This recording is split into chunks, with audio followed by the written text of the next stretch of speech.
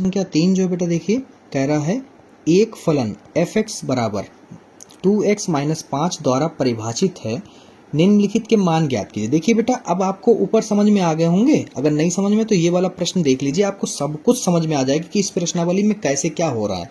ठीक है, पहला सवाल आपका है, कह रहे हैं x जहाँ जहाँ है वहाँ 0 रख दो f(x) में। ठीक है, तो यहाँ पर हम लोग लिखेंगे एक अच्छा 9 की तरह, आपको थोड़ा सा याद आएगा।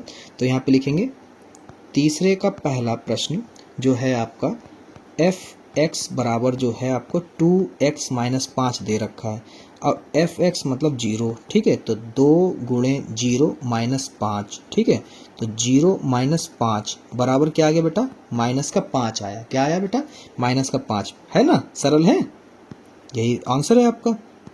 अगला देखिए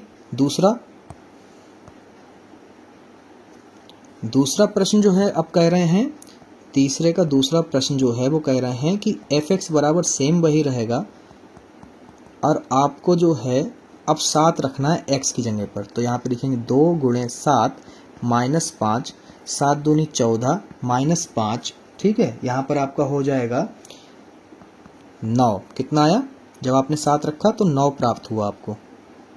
ठीक है, अब देखिए आपका सवाल नंबर तीसरा